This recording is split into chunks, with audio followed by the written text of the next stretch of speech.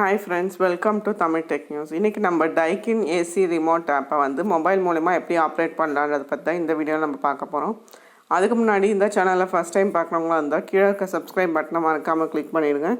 இந்த வீடியோவை உங்க फ्रेंड्स கூட மறக்காம ஷேர் பண்ணுங்க, லைக் பண்ணுங்க, கமெண்ட் பண்ணுங்க. இப்போ நான் இந்த ஆப்பை வந்து ஆல்ரெடி இன்ஸ்டால் பண்ணி வச்சிருக்கேன். if suppose நீங்க இந்த ஆப்பை வந்து ஃபர்ஸ்ட் டைம் இன்ஸ்டால் பண்றீங்க அப்படினா கீழ descriptionல லிங்க் கொடுக்கிறேன். அது மூலமா நீங்க இந்த ஆப்பை வந்து இன்ஸ்டால் பண்ணி நீங்க வந்து யூஸ் பண்ணிக்கலாம். இப்போ நான் இந்த ஆப் வந்து உங்களுக்கு ஓபன் பண்ணி காமிக்கிறேன்.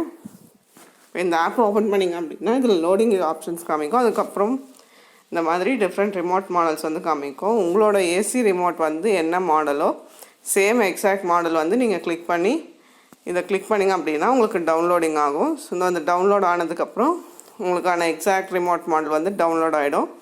உங்களோட மொபைலை வந்து ஏசிக்கு ஸ்ட்ரைட்டா வச்சு இந்த பவர் பட்டனை கிளிக் பண்ணீங்கன்னா ஆஃப்ல இருக்க பட்டன் வந்து ஆன் ஆகும், ஆன்ல இருக்கிறது ஆஃப் ஆகும்.